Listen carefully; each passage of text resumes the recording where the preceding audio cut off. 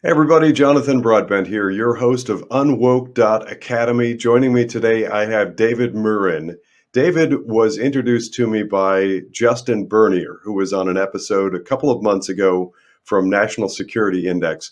You're going to see the relevance quickly in today's conversation. This is really not set up in any great detail. David and I have had one phone conversation.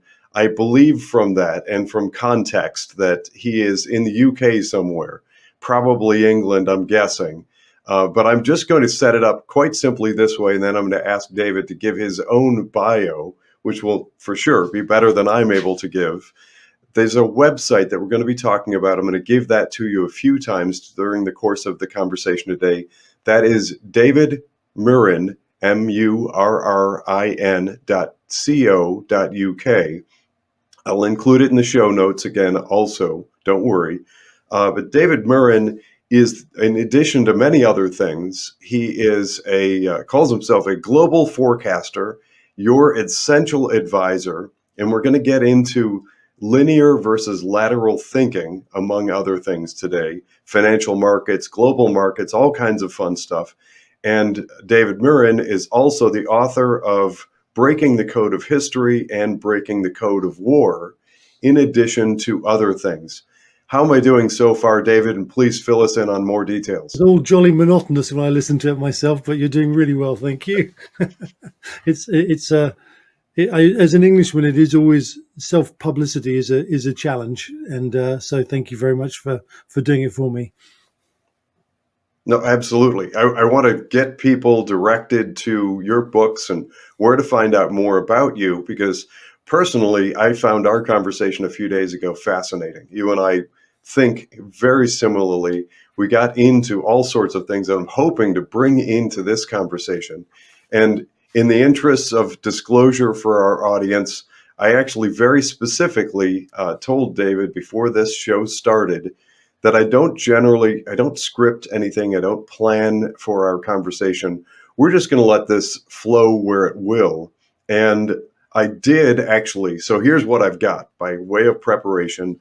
I made some notes to myself of things that I found really compelling and interesting when David and I spoke for the first time, again, introduced by Justin Bernier a few days ago. So there's a big element in our conversation, and I understand, David, of your perspective on global financial markets, global geopolitical circumstances, et cetera, that lead you to believe there are clear indications of impending war, like more war and global. Tell us more about that. I wouldn't say impending war, because I would say we're in the war.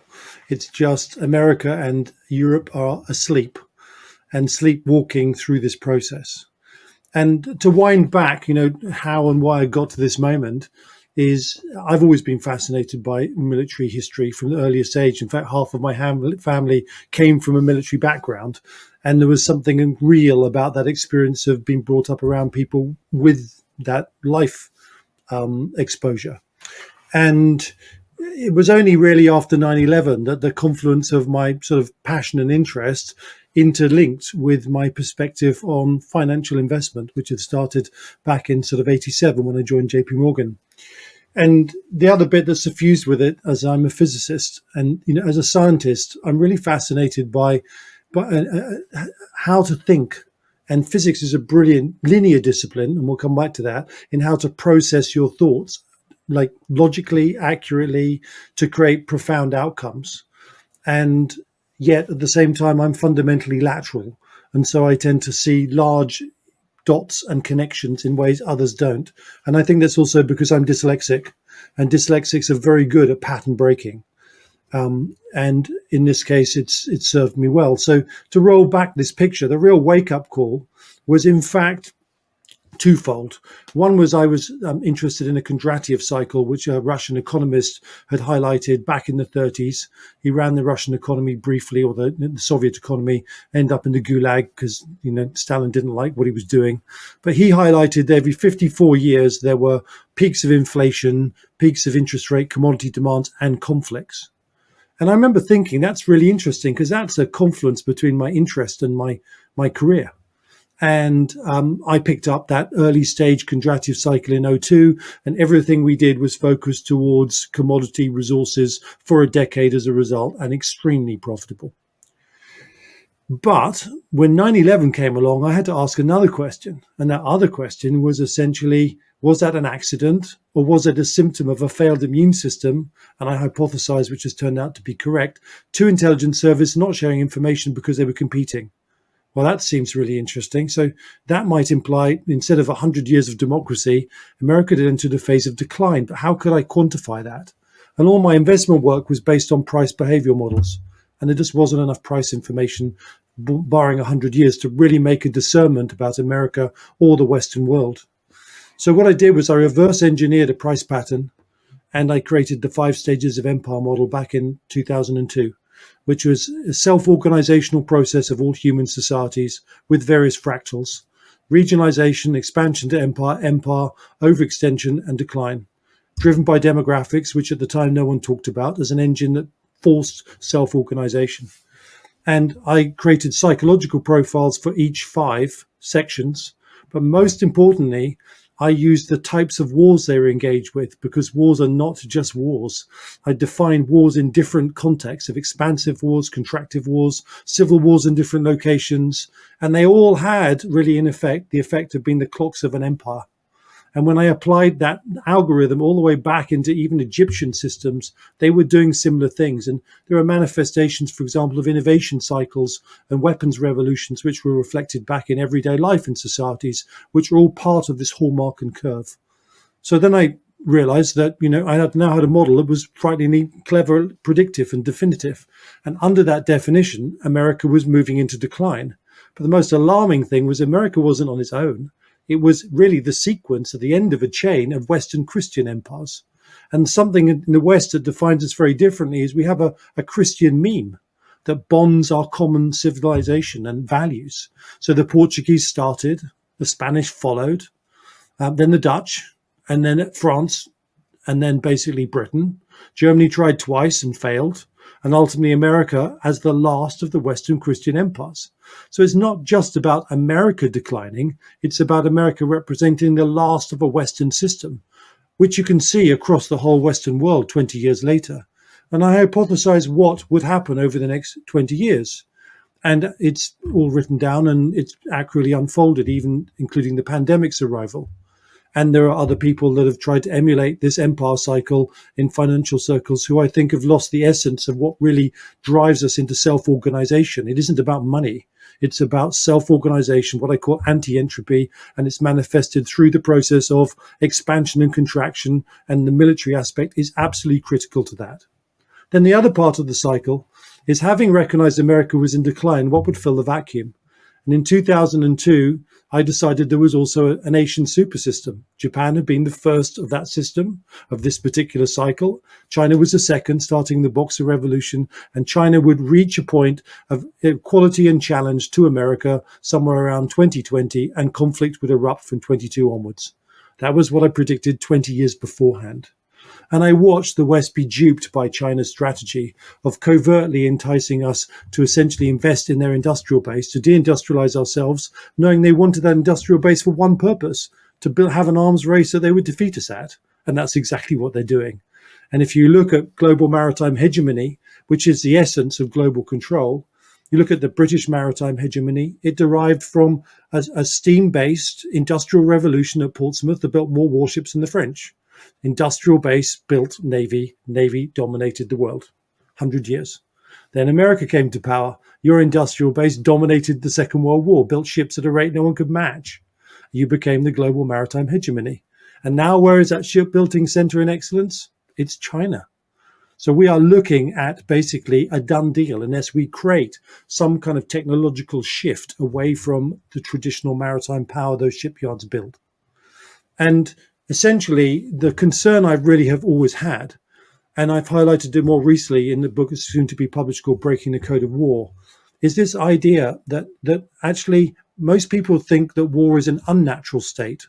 And I'm here to really alarm us all to say that we're using wars for our human evolution. And this 56, 54-year cycle that Kondratiev highlighted is more profound than he realized, because every 112 years, there is a hegemonic conflict of enormous magnitude. And the first one that's interesting to us is the French challenging the Spanish, because the Spanish was a global power, a maritime entity, and the French won. And then the next challenge was Britain's challenge to France in the Napoleonic Wars. And Britain won and became the next hegemon. And then Germany tried but failed.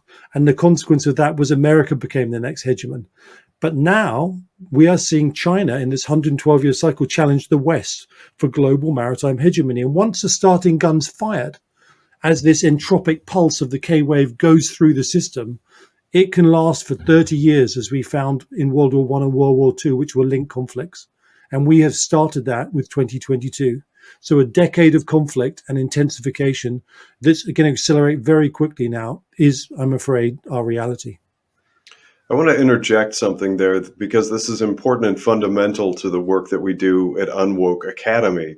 The reason that I have really been pushing everybody possible, everybody listening, everybody I know, to go back and listen to that episode that we did with Justin Bernier and National Security Index relates directly to this conversation we're having. One of the things that came out of that conversation is an understanding that companies like BlackRock, and I'm sure during the course of our conversation, we're going to get around to Larry Fink. He came up, David, last time you and I spoke on the phone, and his narcissism. But setting that aside for a moment, there's something called the CPA report that was presented to the Congress in US and Washington that highlights a practice of companies like BlackRock using offshore managers to take the investment dollars of US investors and savers, funneling it through offshore managers and into communist China, parts of which are going directly into funding the growth and expansion of their military. So this relates directly. Put that in plain, simple terms, we the people, are being put into investments that are directly counter to our interests, that are growing and expanding the military capabilities of the Chinese Communist Party. And yes, I recognize that in today's environment, there are some younger demographics, some kids who have been enticed into this beguiled notion that communism is okay and that the Chinese Communist Party may be all right. But some of those people, I think, need to look closer at the behaviors and treatment of the people in China. There are a great many, the human atrocities are too numerous to go into. But my point, I want to try to make as simply as possible, is be very cautious about what you're allowing your money to go toward, because those are the things that are going to set the stage and fund the future of our world. Thanks, David, for letting me interject that. No, you're spot on, and I'm going to be even more harsh than that. That basically, after the third Taiwan Straits crisis in '96, the CCP decided it couldn't overtly challenge America, so it covertly came up with a strategy, and the strategy was, we'll have this social camouflage that we could look like a capitalist society, that the liberal group thought then that would mean you would become democratic. They used that to entice everyone to go in there on the basis that their labor was cheaper, which suppressed global inflation, made politicians look like they were marvelous in the West. As we deindustrialized, they used manpower in the first phase of their industrial base. And then from that wealth, they built automated factories, which just outstrip us, and all paid for by us. And simultaneously, what were they doing? Stripping our IP everywhere. They were building up their military, and the acceleration of it since she arrived is staggering, but a predictable process. But more importantly, as you touched on, this is not like us. And one of the great failings we have as humans is we love to project our psychology onto others. And this is really important because most of us fit normal profiles. So we do normal things, follow rules, treat people well, have a conscience. But I believe there's a portion of society that are human predators, and their camouflage is based on our projection onto them. And we project onto them who we are, and they are manifesting the behavior simply to literally prey of us, predate, take, destroy. And by the time we realize what we've done, it's too late. Now, if you meet those people in individual life, they will do you great harm. If you marry one, you're in trouble. If you work with one, your business is in trouble. It's like a black hole of human behavior. But when they get to the top of a country like Putin has, or like Xi has, man alive, are we in trouble? And that is where China is. A hierarchical system, mobilized to conflict, late to move, by the way, because it really should have gone through expansion in 1975, but the American glass ceiling has made it late. And it has one move with its negative demographics to take basically the move to dominate the world. And what's key about the CCP in Xi is they don't look for coexistence with individuality, lateral thinking, all the things that we really value in our society, because they've removed it from their own society because it's a threat. And they see countries that expound those values and have individuals with that gene line as a threat. So this is literally a fundamentally existential struggle for the right to be democratic and free. Now, this struggle has been going on a long time. It goes back to Athens and Sparta, with Sparta's hierarchical king and essentially sea power creating greater responsibility and the nascent form of democracy in Athens. That was their struggle, different values of leadership and culture. And that was reignited in the West by Holland and Britain, that were essentially maritime powers because they were small, high ratios of coastline to internal volume, high levels of lateralized people from the environment being at the sea, who took responsibility and democracy took hold. And they also had a leverage because individuality and freedom in ships that went away for 3 years meant the ship was mastered, commanded, navigated, and brought back successfully. Whereas if you were an automaton of a hierarchical system, you couldn't do that. So it was one of the great cases where lateralized democratic societies had the weapon systems to actually transmit their ideas and dominate the world, the basis of the Western world, maritime hegemony. Believe me, that is not something the CCP will tolerate. I'm going to suggest, for purposes of our conversation today, that you, my listening audience, consider references to maritime superiority, which is being more powerful on water. And let's face it, it's important because the Earth is about 70% water.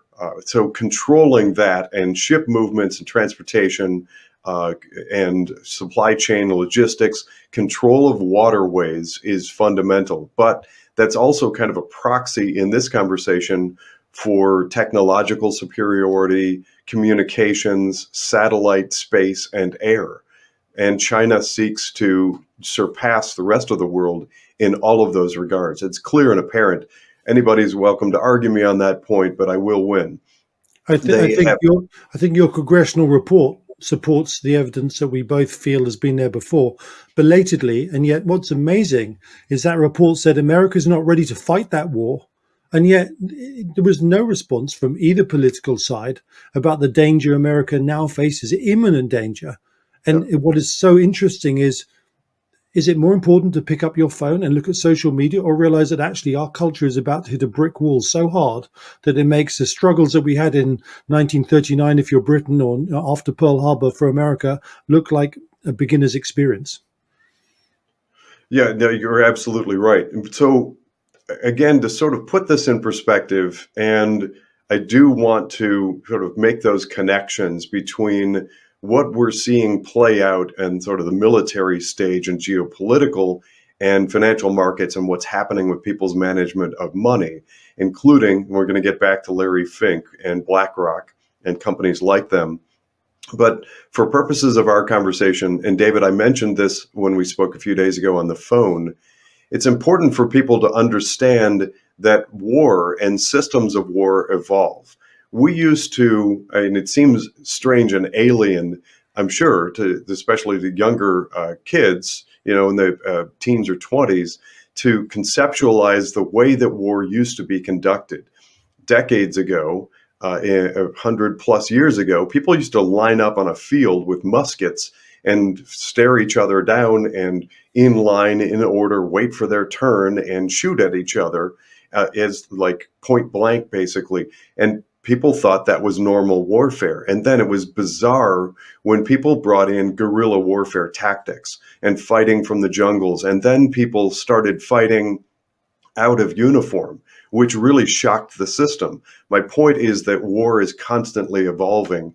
And there's really something that for me sticks. I want to sort of paraphrase something because it factors in here. And David, I'd like to get your perspective and your take on this.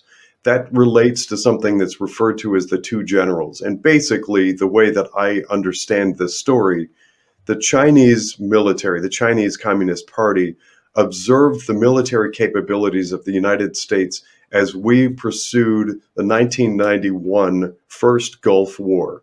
What we did, we referred to as shock and awe.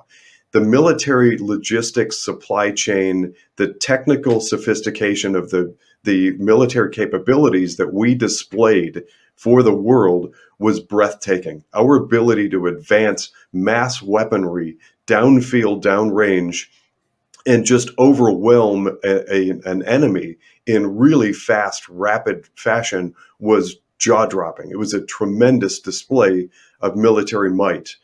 The Chinese Communist Party gathered, reviewed all of that, researched it, and asked for a report from within their highest ranking military generals to figure out how they might defeat America. The question was, based on the actions of America in Gulf War in 1991, what could we, China, do to defeat that superpower? The answer that came back ultimately, and it was eventually released and now it's public, it really boils down to an everything but tactic. It is an attack that includes everything except kinetic warfare. No bombs, no bullets, but everything else. Biological, currency exchange, logistics and supply chain, cyber warfare, you name it, anything is on the table. Even if made illegal by international convention, anything was acceptable in that report. And I believe, in my worldview, that's what we're seeing. We're seeing that action coming out of communist China. And that's why all of this stuff is happening. China's buying strategic land in very strategic locations near military bases in the U.S. They're working to take over supports and logistics and supply chain throughout Africa. They are pushing for open borders and aiding what I call invasion of major parts of the UK and Europe. So, David, what are your thoughts on that? So I know this is very hard for us as Westerners to comprehend, but the Chinese war plan is the most sophisticated, multifaceted endeavor over the past 20 years probably I can find in history. And so what happens when a challenging hegemony faces an established hegemony? Well, an established hegemony like America has USPs of defense, which give it dominance. In America's case, maritime dominance, carriers, Aegis defense systems, which came about to compensate for Russian saturation attacks, suddenly made ships better protected and far more offensive than they had been at other times. And Aegis was a huge step forward, especially after witnessing what was happening in the Falklands War, where air power that was quite simple was causing huge harm to ships. Britain alone understood that and created a Type 45 destroyer, which is even now a destroyer that carriers like to have alongside it, because finally navies realized they were vulnerable and they created solutions. So at that stage, as you quite rightly said, there was overt American power and China challenged covertly. That meant on every level, as you say, whether it was economic, whether it was political, on every level below the kinetic level, they have engaged. And in the first 10 years, people wouldn't even recognize what was happening. So now 10 years later, people recognize what's happening and they think that's a new normal war. But there's a caveat. It's the stage of conflict when the challenging hegemony isn't equal. But it always escalates because that challenging hegemony has a cunning plan. And in 2018, China created the first anti-ship ballistic missiles, DF-21s and 26s. Now, the moment those turned up, there is always a weapon, if you study carefully, that basically tips over the power balance of the established hegemony. And killing carrier power, believe me, is the weapon. And the moment the Chinese manifested that, my alarm bells were ringing. This is no longer an economic competition with some parity and other aspects. This is the move to all-out kinetic challenge. as Germany did in the Dreadnought Challenge when it built dreadnoughts to match the Royal Navy. The signal that they were going for a real war was very clear. So in 2018, if you spoke to senior officers, they would have said, oh, what's the problem? We'll deal with that. And I wrote a book called, Red Lightning. It's all about the destruction of the US Navy in the Asian second island chain, literally in the first 24 hours. Because quite simply, missile saturation can be achieved with the number of missiles the Chinese have built. And US ships only have limited defensive capability, as we've seen in Ukraine and now Israel. You can have a defensive shield, but you can still be saturated. And this is total saturation of carrier force groups. Now, there are arguments that I can deceive them, I can show them where I'm not. There's an awful lot of hubris, but I feel a bit like we're at the time of the battleship, basically when the carrier came along. The battleship advocates said, we can defend ourselves, and the carriers said, no, you can't, and battleships didn't. So right now, US forces at sea are very vulnerable. And if you don't believe that, look at the Red Sea. The Houthis use a very simple anti-ship ballistic missile provided by Iran with an optical sensing device, and they have closed the Red Sea to traffic with only a few of them. Why? Because there are only a few warships in the world that are anti-ballistic missile capable, and they're modified Aegis-class destroyers, which you have. But there's only some sort of 2/3 of your fleet, some 60 ships that can do that. So you just don't have enough of them to be in one place at one time. And the closure of the Red Sea should be sending alarm signals through American body politics, because you are no longer a global maritime hegemony. If you can't control one of the great waterways, you're done. That means your time is coming. And what's really important about this is that, we remember the Blitzkrieg, and we remember Germany going to Poland, and more importantly in France in 1940, and the speed and rate at which they conducted their war and offensive operations inside the decision-making process of the massive French army, and the speed at which it collapsed. Well, what we've really got here is we've got the Red Sea essentially closed, and we are just waiting for when the Chinese pull the trigger, because America cannot defend the area inside the second island chains, along with Japan or South Korea. It's just waiting to fall over. So we are through this process of in the future. It's not like 2 years or 3 years. We're in the danger spot in the next 6 to 9 months. And why? Because going back to this theory of big cycles, the Kondrativ cycles that Kondrativ observed, I think, are much more than their manifestation is higher interest rates, higher inflation, higher commodity prices. But one of my theories about human self-organization is we do it because we use a thing called antientropy, which is constructive behavior, to push back the entropy of the universe. We create social systems because coherently we create more together than we do singly. So empires are driven by the need to be anti-entropic.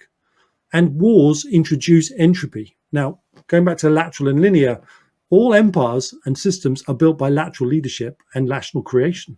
And they are lost by linearity, which is non-adaptive. So you get this balance within the human system that basically when times are moving and chaotic, lateral thinkers preside. But when times are apparently calm and steady, linear thinking predominates until the spell is broken. And in our society, we've created an artificial problem for ourselves. And that is, after 9/11, real productivity in the American economy started to decline. That's real unleveraged productivity. So the compensation for that, like all empires, was, well, we'll just print a bit of money. So let's just say real rates were 4% one year, and the next year they dropped to 2%. But if I double my leverage, the apparent growth rate is 4%. So all the politicians can nod their heads and say, isn't that great? I've just done a really good job. Everyone thinks it's all normal. So the next time you lose more productivity, you leverage again. Until you get to the stage 20 years later where you've got 40 times leverage. Real unleveraged growth is probably 0.1% in America if you're lucky right now.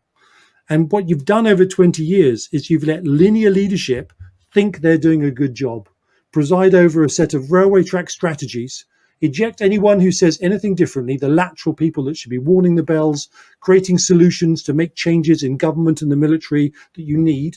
And essentially they've been cast out, they've been pushed out into the fields, have no purpose in life, are made to feel they're different, and some of them don't have enough linear discipline that they go down any rabbit hole and just confirm the fact they're not fit for purpose by doing it. And what you've got is one of the most artificially, unconsciously constructed linear creations. And the Biden regime is exactly that. It's the most linear regime you've had since Carter. And he is a disaster. Everything he has done has been strategically the wrong thing to do. Now, it's not a surprise because he was doing it long beforehand, but it's not just him, it's all the apparatus around him. In Britain, we've had the same problem. Brexit was about lateralization. It was not just about being separate, it was about rising and adapting. And we got to the stage where we got out, and then the pandemic hit us, and then we had a linear coup, and the linear, groups pushed out the lateral thinkers. Along came, our good friend Sunak, and Sunak paved the way for the uber linear Starmer, and now we're dropping off a cliff in the shortest possible time. So our biggest danger is linear thinking right now, and what wars promote is lateral thinking. So let's just go to Ukraine. And I lecture, one-star generals once a year, and I have the privilege of discussing before they take their commands. And on one particular year, I asked a simple question. Could all the people who are left-handed, left-eyed, dyslexic, highly artistic go to the left? And if you're not, please stay to the right. And there were a few people on the right I knew were hiding themselves because they didn't want to reveal who they were. And I looked at that group and I said, I'm really sorry to tell you this, but I know you've been looking forward to your retirement and you view being in the military as a career and basically you see retirement as the end product, but you're not going to get there because we're going to war. All of us are going to war. And you need to ask yourself a question. Do you lead the people? Do you serve the people you lead? Or do you serve yourself? Because if you serve the people you lead, your current mindset will lead your commands to destruction within the first engagements. And I gave examples in history of linear command systems which didn't last. I said, if you really serve the people you lead, you need to surround yourself by the people you can't stand, those lateral people you cast out, those people that ask difficult questions, that aren't socially the same as someone else, don't fit in, but you need those people to adapt. If you don't, you won't survive. Lots of red faces, as you can imagine. On the other side, I said, you guys have somehow survived a peacetime, relatively peacetime construct. There's been enough conflict to allow you to rise as capable command leaders, and you are naturally lateral, but you've cloaked it. So you need to be the full version of yourself. You need to surround yourself by other lateral people, but you need to remember one thing. Lateral isn't better than linear. Linear isn't better than lateral. We are symbiotic. So you want lateral people to create strategies and have intuition and advance, and you want linear people to deliver complex like deliverables, which are linear in chain of like logistics or how you create a complex plan and go through it. So we should be working together. And then I looked at the Ukrainians who happened to be at the back of the room.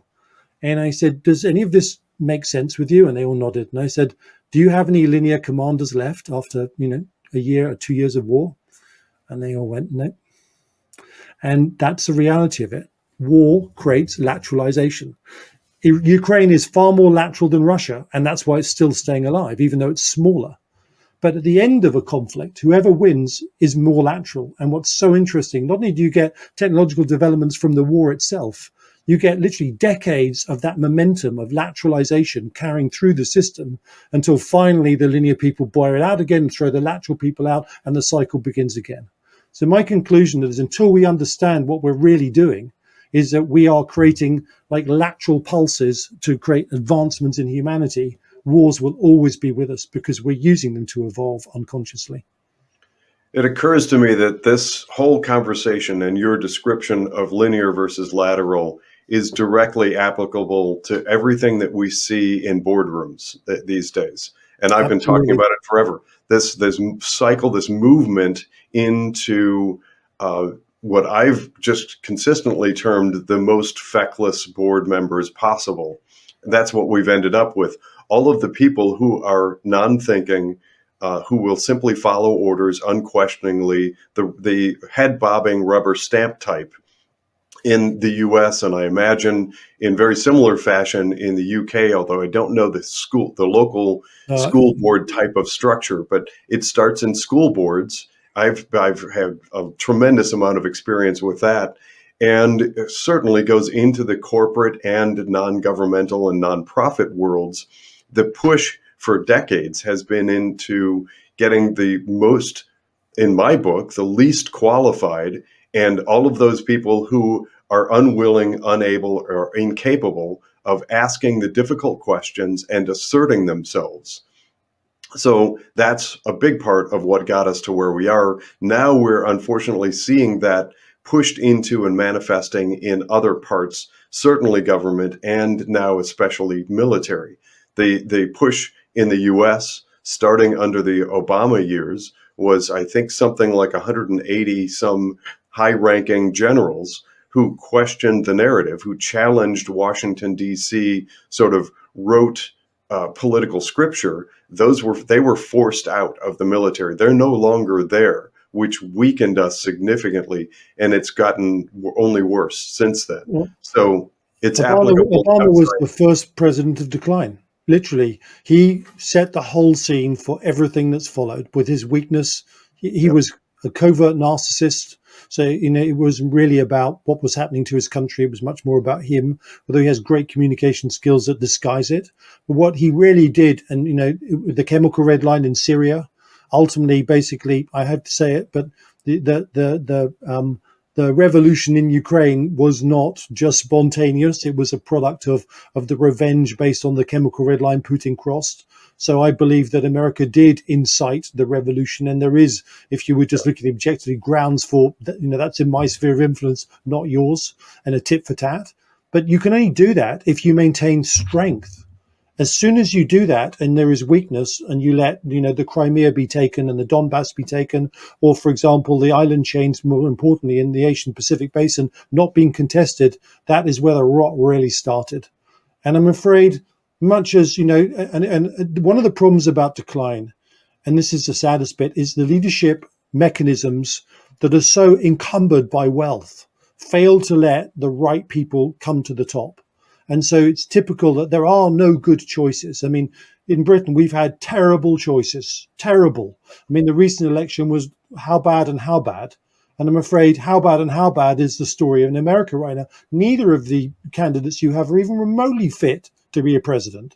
And neither are our members or most of European societies, because the parties involved are all about wealth and not the right decisions and actions and processes.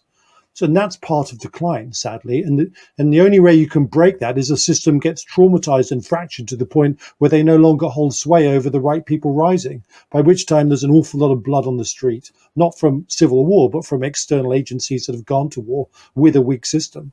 So, I mean, one of the things that we could talk about a little bit, and I think it's quite relevant to what you now face, is expanding systems essentially, which, after their regional civil war, because there's a civil war between regionalization and expansion to empire. And if you look at your civil war or the English civil war, what it really did was there's an awful lot of blood because you've got two sides worth of casualties in one population, but the lateral side won.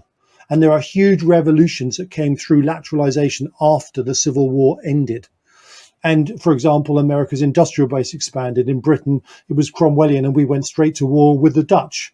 And from the Dutch, we went on to the French, and we were off. Like, we were gone. We were a militarized, new model army, new model navy. We really started to expand from that moment. And the only reason you didn't expand around the world is because you had so much land to go to in the West that absorbed your expansive energy until you got to the Californian coast. And it wasn't until 1900s when you went to war with the residue of the Spanish Empire, so you could then get across the Pacific, because you're such a huge continent and that absorbed your energy. But I kind of say this process because the opposite side, or on the way up, people serve the system they are part of. They have a sense of self and they're ambitious, but there is a sense of collective service. And that service drives the system to make better decisions in the way it expands. But when a system declines, it does something completely different. Self becomes more important than system. And so the individual becomes paramount over the collective well-being. And what we face in this, late stage decline of America and therefore the rest of the world is everyone's individual rights are more important than the well-being of the state. The dynamic of the word woke, for example, is part of that self mechanism. And it's the most destructive thing that we could embark upon because we eat ourselves. Because we still need to remember we're part of a society that demands our support, even though we may disagree within it. Collectively, we still should be focused towards its defense. And what's so interesting, in terms of a good example is, the story in the Middle East is actually very clear. No, I'm not a fan of the Zionists. The hardcore Zionists have not done the right things in the West Bank, and Netanyahu is, gripped by a hardcore right element. Can't deny it. But what we can't deny is that the Middle East is shaped by Iran that seeks to dominate the Middle East. It's Shia. And it doesn't have the ability with 15% of the region's population to dominate it by alliances of other Shias. So it came up with a cunning plan. If we make everyone hate Israel, we can fight with some Sunnis and we can bring them on side. So they made the destruction of Israel their prime cause to create the bonds across the Shiite-Sunni divide. And that gave them the ability, thanks to Obama's money bus over trying to stop them going nuclear, Hercules full of money that went basically to fund the Yemen war, built Hezbollah, built Hamas, built the Houthis with American money, and essentially used a series of proxies to try and surround and crush Israel. When one of those proxies went to war with Israel, and they're not terrorists, they are a state because Hamas run the state of Gaza. So this was state on state action, which people still don't appreciate. And essentially, Israel was then fighting for its very existence, not only through the proxies, but knowing that Iran is making a nuclear breakout, because that's its end game. If it can go nuclear, it wins. It survives. It's super strong and can match Israel. So all of the stuff you're seeing, the main strategy here is the strategy of going nuclear. And we should all be terrified by that prospect. But we're not. Suddenly, the West is consumed because something is going on in Gaza that they think is wrong. Now, let's put this in perspective. How many people worried about 660,000 deaths in the Syrian civil war? Nope, no, it didn't reach our press. Nope, didn't reach it. Even when we were in Iraq, people were dying at the rate of 45,000 a year. Didn't talk about that. But suddenly, the IDF are involved in a horrendous conflict, a 360-degree dynamic where they're fighting through the population and they're fighting through the greatest urban density. And yet our press are saying that they're committing genocide. And let's be really clear about it. There is no government, i.e. Hamas, that had a war strategy which involved surrounding its fighters with its population and getting as many of its population to die because that was the measure by which it dislocated Israel from its allies. We need to wake up. And until we understand that this isn't just about Gaza or Israel, this is actually about the defense of the West, because if Israel falls and Ukraine falls, believe me, the American empire is in its very last legs. And I think one of the things when I use the word American empire, I know you want to stab me, but I need to explain this concept. Empires are about how systems expand and they extract value through control of other countries around them. Now, Britain used a colonial model. It actually occupied them, used small colonial government systems and a few troops with the local people to optimize their outcome. America got another evolution. It used the dollar. So people sit inside the defense shield of American power, and the dollar has been used to extract wealth, which brought wealth back to the core of America, and it let people in the middle of Ohio be wealthy, even though they don't realize it. You lose that system, you contract the sphere of dollarization, and everything else fails because mature empires live on marginal gains. And it's already contracted beyond the point where it's sustainable, which is why your debt's about to collapse. But the net effect of this is that why should America be involved with the outside world? It's because the defense of your territory is based upon it. The wealth of your territory is based upon it. This isn't someone else's war anymore. It's not the isolationism of 1917, when in fact you didn't derive your wealth from that. You derived it internally. Even 1940, you could say the same thing. It's a very different world that America sits in. I think, David, there are a lot of people that would, under different circumstances, more readily agree. But I think that there is, among at least those that are awake and aware and paying attention within the United States, the awareness that we are being invaded. We have an estimated 15 to 23 million new people, typically military-age males, who have crossed the border and are being shipped strategically all over the country. And it was a brilliant move on the part of the people who orchestrated this whole thing. But putting those people into communities all over the United States is a tremendous distraction. So I think that a lot of the sort of awareness and mental and potentially military and financial focus that might otherwise have gone into the global defense is now thinking strategically about local defense. And I'll tell you, even in Ohio, in Northeast, sort of a sleepy, we're in a rural community myself. We moved here 3 years ago. It's prevalent here. It's being talked about all over the country. In the Western states, that is and it's instinctual. At a basic fundamental level, the idea of foreign wars And I don't know that there's really necessarily this time, and I understand the reference to World War II, and America was very isolationist during that time and very reluctant to get involved in the war. And really, according to history, it was really Pearl Harbor that pushed us over the edge and forced us to engage. But I think that America might be feeling and thinking and acting differently if circumstances were different and we didn't have the local invasion taking place. And I think, let's just talk about the topic of immigration in the context of a decline of an empire and what dynamics are afoot. There's two. One is, obviously there's demographic decline in a process of declining systems. And I think immigration is the unconscious response of, I don't have a cleaner anymore, so let's have another person. Or I don't have someone to do my garden, let's have another person. So I think we're seeing this in the UK, and the Treasury have been the prime driver to keeping the gates open because they think more people, more revenues.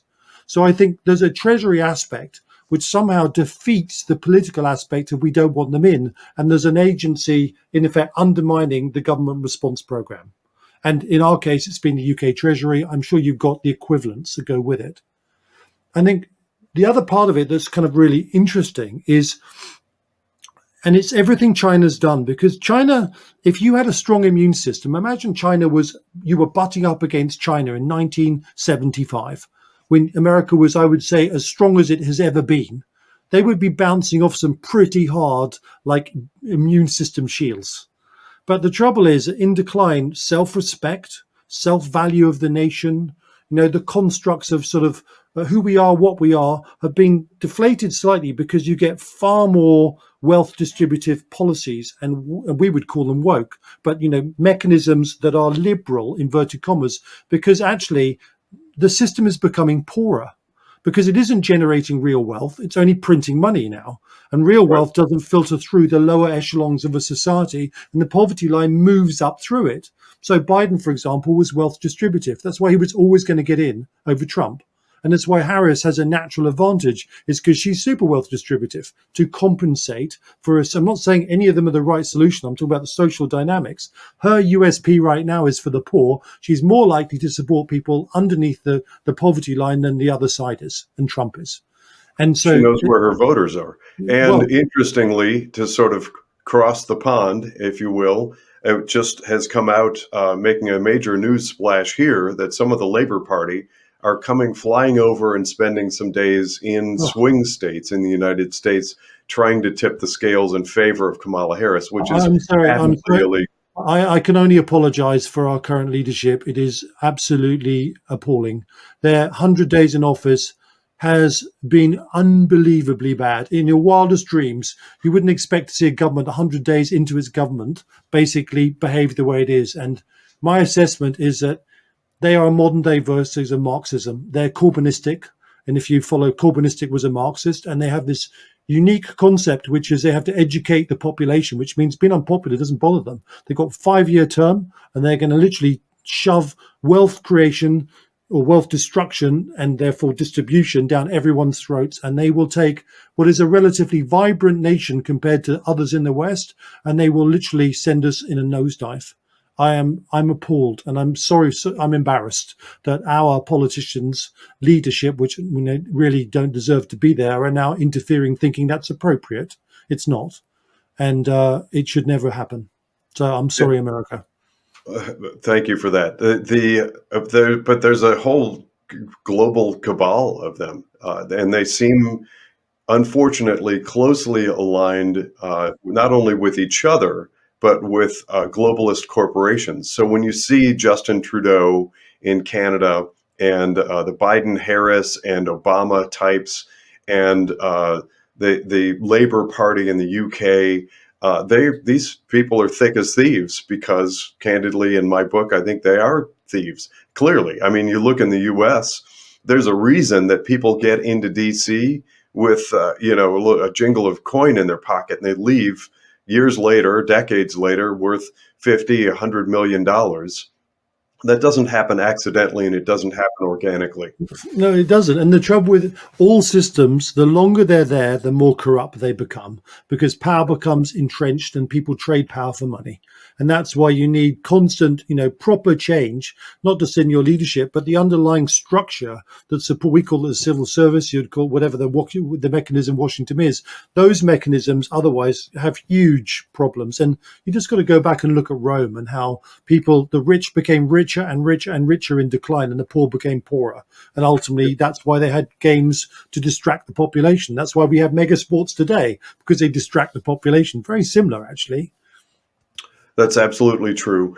One of the things that I'd like to touch on before we run out of time here, actually, a few more things that I think are really important for us to talk about is another element that came in out of my conversation with Justin Bernier from National Security Index is that revolving door, his term, and I've used it ever since, really that revolving door between Washington, D.C. and Wall Street.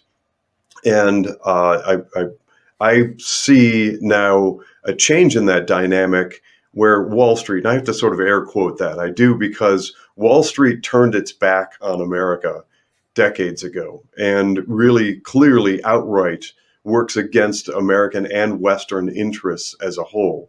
Now, we have to be very cautious about that. But we have that sort of that unholy matrimony between Washington, D.C. politicians and Wall Street finance, and the two are interwoven and married. People think it's bad between big pharma and the funding of politicians. I think it's arguably worse between finance and politicians. And one of the things that's come out of that, and I believe to my core, one of the key things that we keep unraveling and revealing at UnWoke Academy is the hyper funding of globalist companies, the hyper funding of global companies. So the way I'm seeing that, and the way I'm seeing that manifest, David, and I'd like to get your response on this. Mutual funds are a very common investment vehicle. We convinced ourselves decades ago that it's an easier way to build an investment portfolio than a collection of stocks, a basket of stocks and bonds. So we invest in mutual funds and things like them. What I'm finding overwhelmingly, in spite of all the very different sounding names, is that vast numbers of these mutual funds and exchange traded funds, et cetera, are virtually identical in the composition that we can see. So I've done those. If you're new to unwoke.academy, go back and watch a few episodes. I show slide by slide in reveals what's actually under the hood, what's invested in by those mutual funds. And I see tremendous harm on a number of different fronts. David, you and I spoke on this. Not only are we creating a preposterous artificial bubble that's a globalist and global in nature of preposterously overfunding a small collection of companies, but we're also subtracting that revenue that should be organically going to other possible good companies that might turn out to be something much more worthwhile down the road. What are your thoughts on that? A lot of thoughts required about that, because a lot of things to unpack. I'm going to start with the first observation that all living systems and human systems will procreate or propagate, whether it's a meme, to the maximum they can before they meet something else or run out of energy and go back again.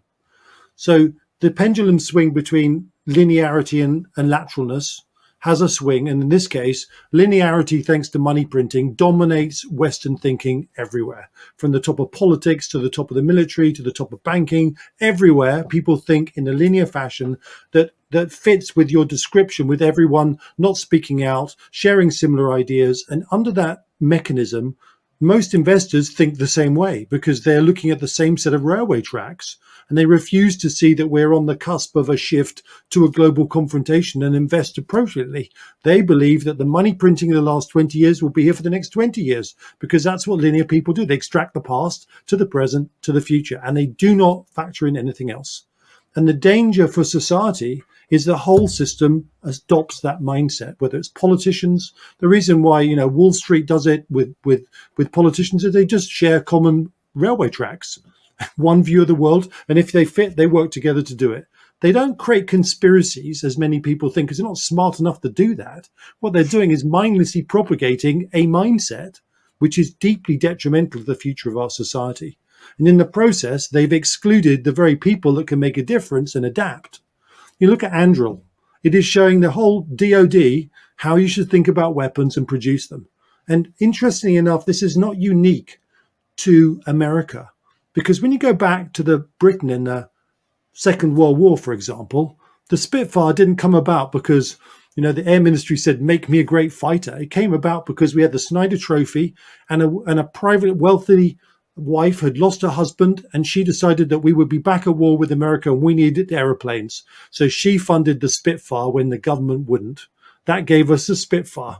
De Havilland funded the Mosquito, which was another incredible fighter privately before the government. So this idea that governments are good at anticipating need into conflict is rubbish. They are awful. It's up to actually individuals and corporations to look ahead and think, this is what we need. So your Andril is like the Spitfire or like the de Havilland Mosquito. And we need more individuals to stand up with their money to start to protect the nation with their investment. So that's one important piece. I think the other piece that we really do have here, which has made everything so much worse, is I touched on this idea that in decline, self trumps collective. And actually, you see more narcissists because self is the dominant entity in narcissism. If you were a narcissist in an expanding system, you wouldn't survive because you didn't serve the system, and therefore you would have been ejected by character type. But in decline, narcissism is almost embraced because so many other people become narcissistic through the sense of self. And the difficulty is when you meet a narcissist, a mild narcissist, you might just survive. But a narcissist with narcissistic personality disorder, I guarantee you that no one survives contact with them, whether it's privately, whether it's in business, or whether it's politically and through the electorate.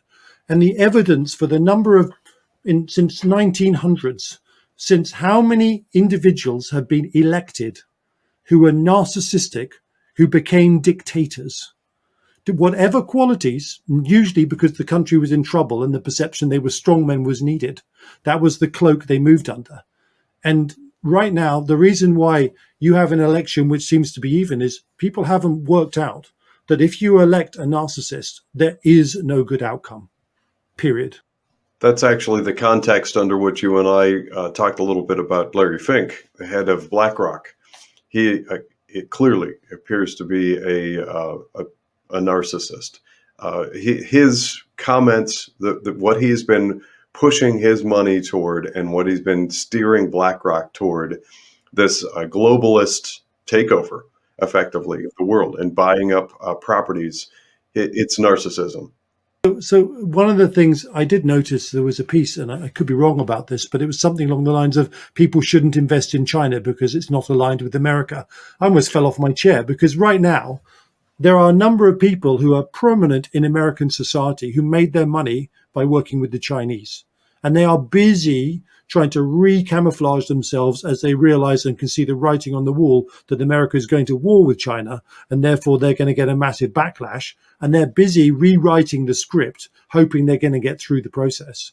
And just like you had, these massive manhunts over communism in the 50s, right now, you need to go through your society and work out how many people are in the pay of the Chinese or have been.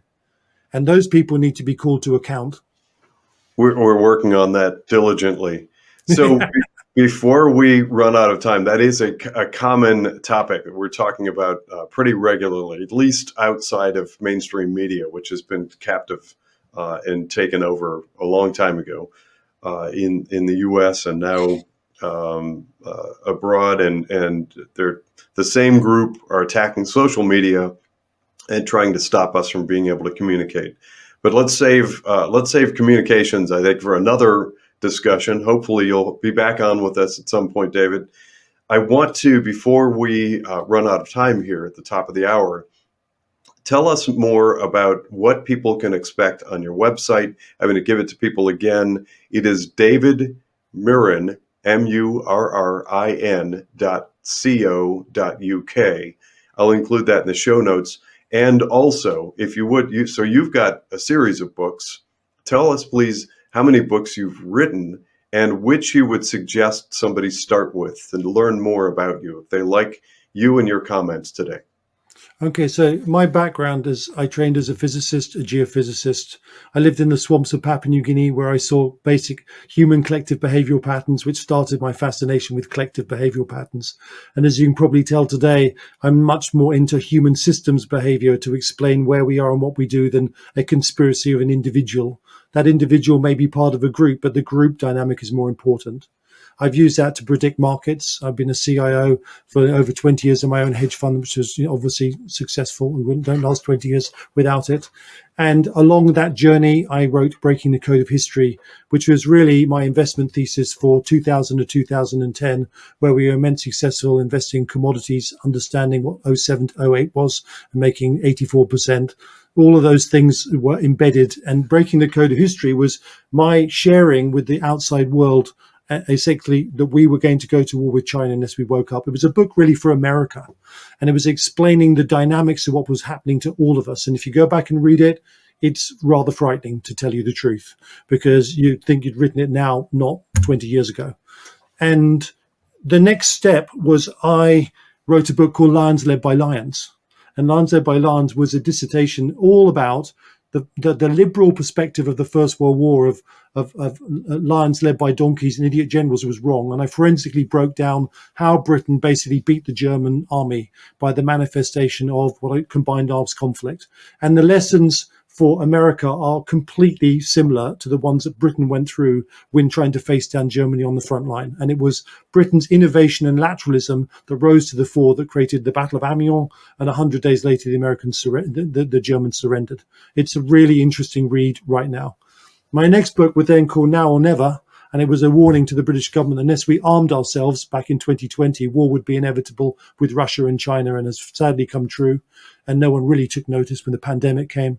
And with frustration, I wrote a book called Red Lightning. And Red Lightning is all about how America loses World War III through missile dominance of the PLA. Now, I should explain a bit about why do I speak publicly, right? I don't really like being in the public space. I did it because in 2005, my second and third child came along, and I had this horrible concept that we were going towards war from my work in terms of World War III by 2022. And I needed to speak to people and warn our Western society to wake up for the threat that was coming. And I made that my mission. And that's why I wrote. And I'm a dyslexic person, so learning to write books was the biggest barrier ever. But I needed to communicate that. And then in 2019, I decided I need to create something completely different. And so I created Global Forecaster, which, as it says, will to forecast all the things that will happen to you, whether it's markets or war or politics. And in that process, I really wanted to reach out, especially to the population of America, to share my theories so they could then allow people to be more informed, to use the voice of democracy to put pressure on the people around them, their politicians, to stand up for us before it was too late. And within Global Forecaster, there are a number of ways you can access it. If you're a member of the public, you can sign up to Marinations. It's $50 a week, and a month rather, and it will change the way you look at history. It'll predict things way before you see them in the news. It'll forewarn you what's going on, for example, in the wars ahead, what's happening right now as we go through this tunnel to escalation. And it's a powerful geopolitical perspective. It isn't me telling you what's going to happen. It's me explaining, using my theories, how you can think to predict it yourself. And then if you come from the world of finance, we built a hedge fund inside. Our clients are top CIOs and fund managers, and it tells you where to invest, how to invest in a CIO strategy, and then an execution program which tells you when to buy and sell. It's hugely alpha generative. And at the upper level, we provide consultations to people who are doing that and to boards and non-financial entities. And the other element is we've been working very closely with the military at senior levels to try and help them lateralize and take those lessons that war brings to make our society more effective. So it's multidimensional. if you like what you've heard, I really ask you to stand up with me, to follow my work, to spread the word, because within it is the ability not just to be forewarned, but there is another stage of it, is when we go through this brick wall, which is now, sadly, I believe, inevitable. It's how we pick up the pieces and make an effective fight. Because I've moved from a process of warning to a process of it's now happening. The worst of our nightmares is coming true. And how the hell do we get through that period when we are knocked to the floor by our opposition and have to reform and pick ourselves up? So there's very much the focus on that now. Thank you for that. And just to give you a couple of heads up, we've been super bullish of precious metals. That's been one of our investment themes for the public and everyone else for the last 2 years. Obviously, that's bearing fruit, but it's still got a long way to go. And I have a little warning for you. Your bond markets are about to be your undoing, whether or not there is conflict, whether there's just a continued escalation at a low level. Both Harris and Trump will take your debt to a point where your bond markets collapse imminently. You're really in trouble. And of course, conflict means that actually those bond markets truly collapse. And I've done extensive studies on financial assets in World War I and World War II, exactly what happened to Britain as a global hegemon as it went through those conflicts, and created a strategy which for investors allows you to look through this period to preserve wealth. Because as you correctly said, most investors cannot see it coming, and all the money they have now will be lost as we go through this curtain between peace and war. So you've mentioned some investment strategies and some recommendations. I want to pause to interject, David, that your firm, your efforts and initiatives and mine at my companies have no formal relationship. Your opinions are your own. Investment recommendations are not made in connection with UnWoke.academy. There's a possibility at some point in the future we might work together. But at this point, for purposes of this podcast, we're sharing our perspectives, and yours is greatly appreciated. Thank you very much, David. Yeah, and I'd like to add, I get this so often. People sort of listen to a podcast and say, you were bullish of precious metals, and it didn't happen. And that's because you haven't followed my higher services where I get to change my mind subsequently or manage a trade differently. And so there are no free lunches. And certainly with respect to talking about markets, you can speak generically, but no one should take a generic conversation like this and apply it thinking that it's a piece of investment recommendation. For that, you have to really sign up for the much level higher services and be a professional investor, because I do not work with individuals or amateurs, sadly, because it just doesn't operate the way I would like. Very well put. Absolutely. David Murrin, it's been a pleasure. Thank you very much for joining us today on UnWoke.academy. Jonathan, thank you for having me. And once again, I really do apologize for our Labour politicians sticking their nose where they shouldn't be. Well, for better or for worse, my plan is to get them back to you as quickly as possible. Now, could you make sure they get lost on the way, please? We'll put them on the wrong plane. Send them to Russia. Perfect. Thanks again, Dave.